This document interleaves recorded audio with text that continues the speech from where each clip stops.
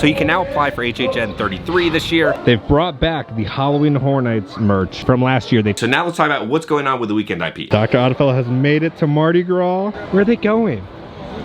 How did they get here? Okay guys, we're back at Universal Studios Florida. It is time for another Halloween Horror Nights 2024 update. We're gonna be finally talking about what's going on with the weekend. There's some new merch that just dropped. It's also the final day of Mardi Gras, sadly. It's time to talk about the shirt of the day. The most controversial colors in HHN history, orange. We've not had an orange shirt in 24 years. This is HHN 2000, Are You Afraid of the Dark, right? So on the front, you have the catchphrase, and then on the back, you had Wonderful Jack, right? Jumping out of the Jack in the Box. Let's roll the commercial. Not afraid of the dark? You don't know Jack. UPN 33, AT&T, and Universal Orlando want to send you to meet Jack and his army of demented clowns at Universal Studios Halloween Horror Nights 10. It's all new this year with more gore than ever before. Watch UPN 33 Saturday movies for your chance to win a weekend of terror at Halloween Horror Nights 10, brought to you by AT&T. Florida residents save $10 in advance at Ticketmaster and Spencer Gifts with a coupon from Taco Bell or a specially marked 2-liter Coca-Cola label.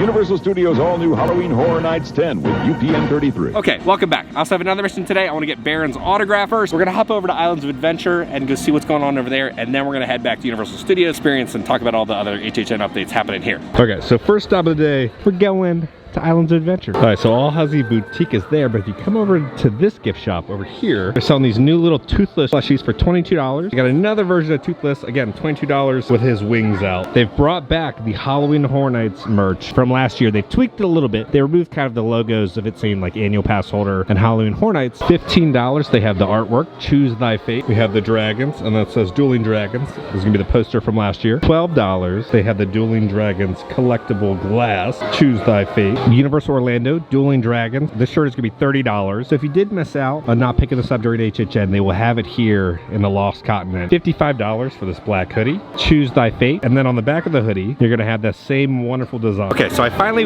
finished all the How to Train Your Dragons films. I had originally only seen the first one, like bits and pieces of it, but Alice and I watched all 3 in a row. Incredible. It's like the Godfather of DreamWorks trilogy. The first one is a very standard DreamWorks film, and you hit the second one and the third one. The films mature with the characters and the audience, and it's like DreamWorks was not afraid to tell a very mature story. The animation is so beautiful. It hits you with emotion. The humor is perfectly balanced. You love all the characters, and it was great. So if you've never seen the films, I highly suggest watching them. Some of them are on Peacock, or you'll have to rent them on Amazon. All right, here we go. All Huzzy Boutique. Now again, they have the merchandise reveal here also. They haven't done the new overlay yet, but all the merch is here. So welcome to Spencer's. Let's see what we got. Now, some of you guys were asking questions about what does the 24 mean? Is there some symbolism within this? It is just standing for HHN 24 because this merch is going to be used on both coasts, West Coast and East Coast. But you can also purchase this stuff online. Halloween t-shirt company's got a new shirt. You have Creature dancing, $37 because it's Halloween t-shirt company. That's a cool new design. They also have another new Halloween t-shirt company shirt. It's like a goth girl with the blow mold, little ghost decoration, dance with some skeletons. Okay, looks like Halloween t-shirt company is venturing into the button-up shirt game now. So we have like the vintage Halloween designs. You have the Halloween special on TV. You got Frankenstein's monster. We also have some eggs and toilet paper, right? And then we have this creepy hand. This is a cool shirt.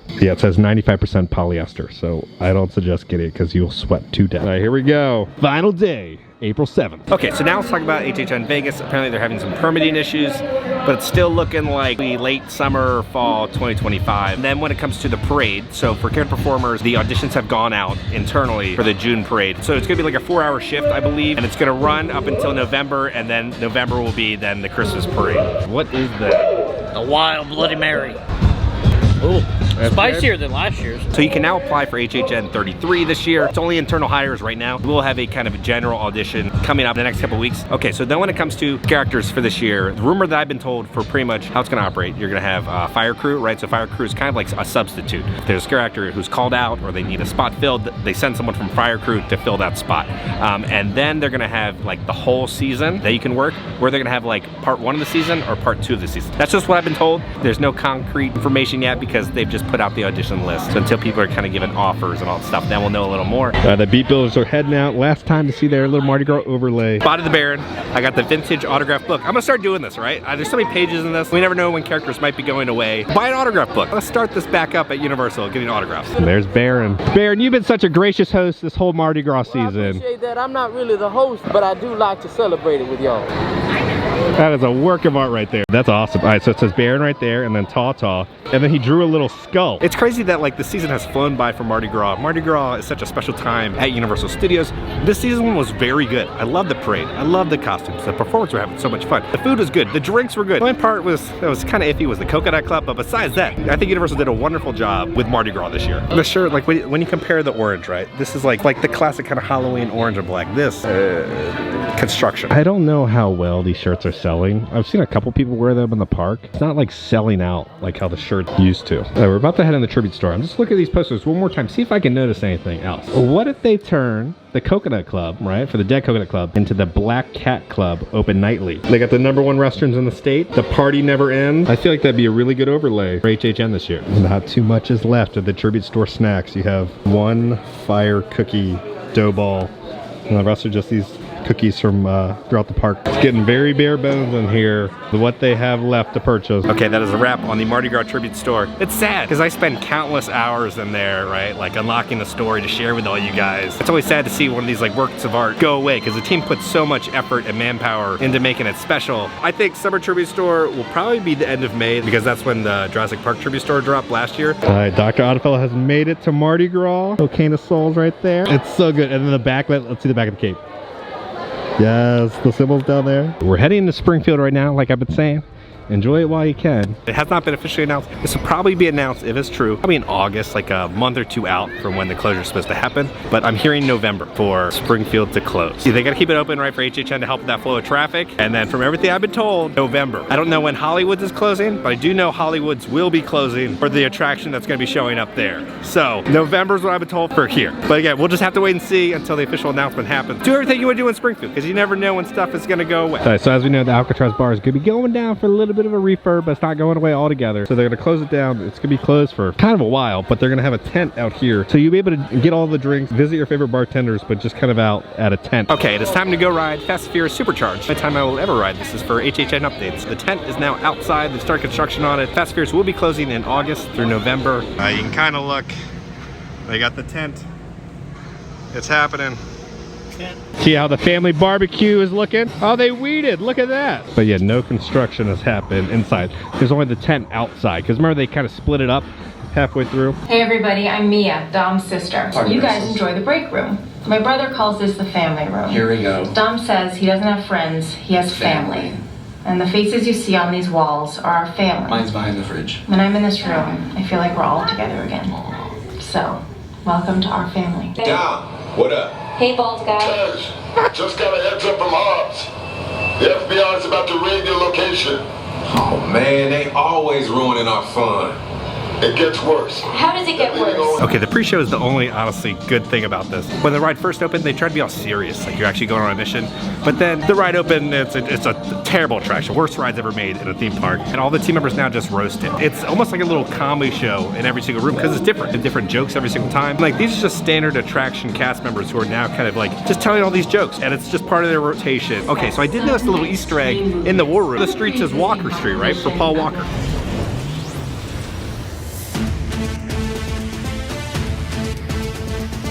We're actually on the set of Fast and Furious Supercharged. Fast and Furious is just an epic adventure. It's perfect for a theme park ride. Fast and Furious is all about adrenaline, it's all about speed, it's all about massive action sequences, so it makes so much sense that now it's a ride. Although we've been living with these characters for 15 years, it was new territory to create something as immersive as this that the fans of our franchise can actually live through and be a part of. The Fast and the Furious has the best fans in the world. I'd love for the fans to feel like they're in it, actually feel like they're part of the storyline. Everybody wants to live vicariously through all of the characters, through all of the intense action. What better way to feel a part of it than to be on a ride? You're on a high-speed chase, and you're being threatened, you're being shot at, flamethrowers, drones, guns, crashes. The action you're seeing, you're actually feeling. We can actually program your vehicle to react and feel everything, so you're totally in the action yourself. This ride is an amazing thrill ride. The real feeling of being in a chase, being part of Toretto's team. Now we're moving. They're in for a hell of a ride, and they're gonna have fun. And I'm sure you'll just want to get off, Go back to the top of the queue and queue again. Fast and Furious Supercharged is the one ride you don't want to miss. It's all going down at Universal Orlando Resort. Every time I ride that attraction, it always blows my mind how that got approved. The grand finale in the Hollywood Tram Tour, but it's 3D. They cut the 3D, they brought it here. It's just, oh, it's so bad. It hurts. Oh, we got some new HHN merch. Oh wait, it's just some Fast and the Furious merch. We got so much more happening with all the different fountains and projectors for the nighttime show. They got a new perk. They have a reserved area for the Universal Visa card members. Like right here. They have all this chalk out, and it's like everybody's kind of thanking all the performers for Mardi Gras. Happy last parade. Up and down the street saying, feet off the street, feet off the street. Here comes the band. One last Mardi Gras till next year.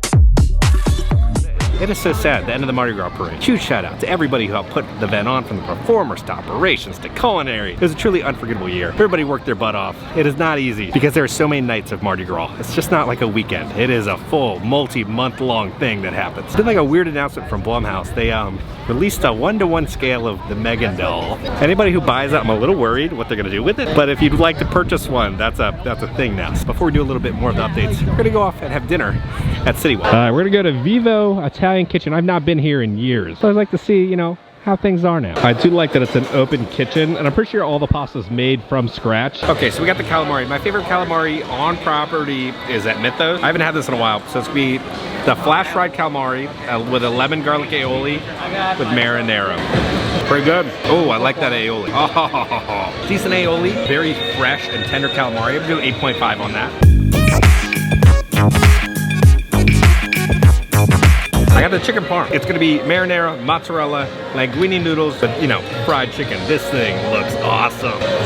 Potent mozzarella, tender chicken. Let's see where this journey takes us. It was fine. Standard pasta, standard chicken parm. I think it looked better than it tasted. I really like the mozzarella on it. Actual chicken, we need a little bit more seasoning to it. So I'm gonna do a 7.5 on the chicken parm. Okay, so we got the flourless chocolate cake, a warm raspberry center, topped with vanilla ice cream with chocolate ganache. Just finished. Flourless chocolate cake, 7 out of 10. Nothing special. So far this year, we have reviewed Cowfish, Big Fire, now Vivo, to see how the current state is at Citywalk. I'm gonna say my favorite right now is Big Fire. Big Fire was a really good meal that I had there. It is a miracle. We're heading off to the Cursed Coconut Club, and there's no private event. This is a surprise. I came a lot during the beginning of the season. Every other time I would try to come, there's a private event. So here we go. Cursed Coconut Club.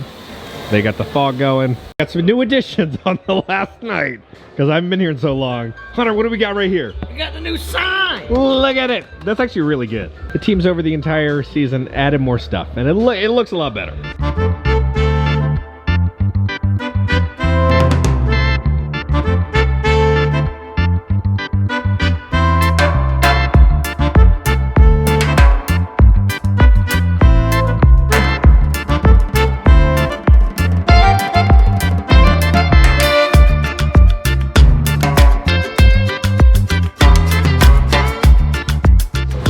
they doing?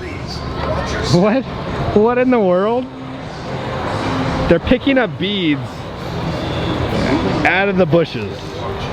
I've seen a lot of things in my entire life, but I have never seen this at Universal. They're picking up. What? All right, bead tree. Do we donate to you or the family? Guys, I have some beads for you. You ready? All right. There you go.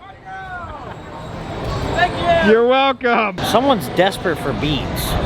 Do they not sell them at their party stores down where they're from? You know what? I wonder if it's like, you know when you go trick-or-treating and it's like you get $1 for every pound you give your dentist? I wonder if there's like a bead dealer, right? It's like when you go to the junkyard, they're collecting scrap. They're gonna melt it down and make more beads, actually. There's only 2 left. They haven't hit their quota yet. Where are they going? How did they get here? They crossed into the road there. They literally went from the bus stop, walk back here. cross. Okay, on that note, let's go back to the office and talk about the other HHN 2024 updates and what's going on with the weekend. Okay guys, we're back in the office. Before we talk about what's going on with the weekend, we have a ton of other Halloween Horror Nights information. Okay, so first off, we're gonna be talking about HHN Hollywood. Our field reporter, Melissa, is out there right now. She filmed a ton of construction updates for us, how things are looking.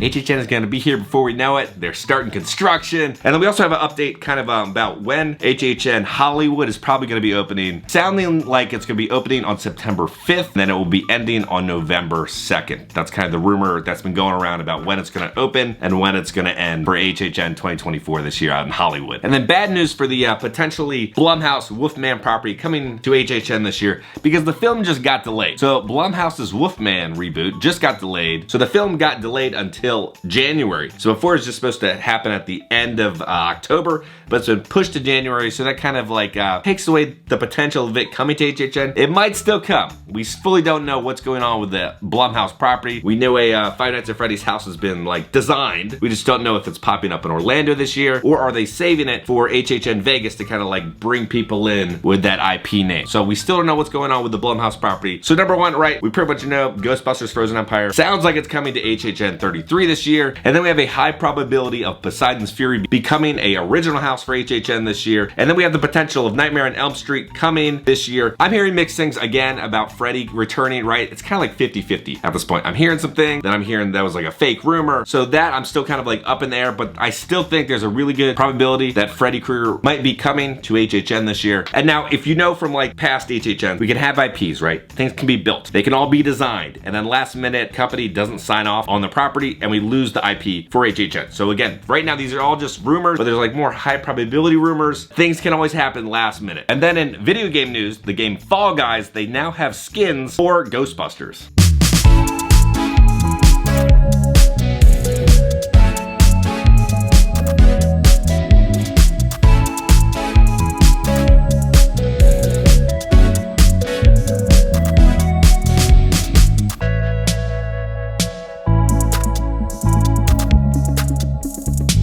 Okay, so now let's talk about what's going on with the Weekend IP. As you know, a couple videos ago, we got kind of a message saying that there's a potential of the Weekend returning somewhere within HHN this year. We kind of have it narrowed down to like what's probably happening. So it's not gonna be a house, probably not going to be a bar. That's kind of the theory that we were kind of thinking. Maybe that they were gonna return with like a weekend bar. Doesn't sound like that's gonna be happening. It's sounding like it's gonna be a scare zone. They're doing a special mix of the Dawn FM kind of album, but for a scare zone for the weekend. If you didn't know, right, Republic Records is owned by Universal Music Group, and it sounds like they're making a long mix to be going on in a scare zone, likely Hollywood. So like not New York, but like Hollywood, right? So kind of where the Dark Zodiac scare zone was last year. That's kind of the rumor right now of where the Weeknd might pop up as a scare zone. Let me know down in the comments, what are your thoughts about the Weeknd returning as a scare zone this year? You sad it's not returning as a house? Do you just not want the Weeknd to return altogether? So if you guys enjoyed this video, make sure to hit that like button. If you have not already, hit the subscribe button, join the family. Join the family! Because I'm going to keep you up to date on all things Halloween Horror Nights and Universal Studios around the country. I love you all, and I'll see y'all very soon. Someone's desperate for beads. Hey, no, no, hey, no. In the bushes. Pick it up. Hooterade? Should I throw it to the tree or should I just throw it to them?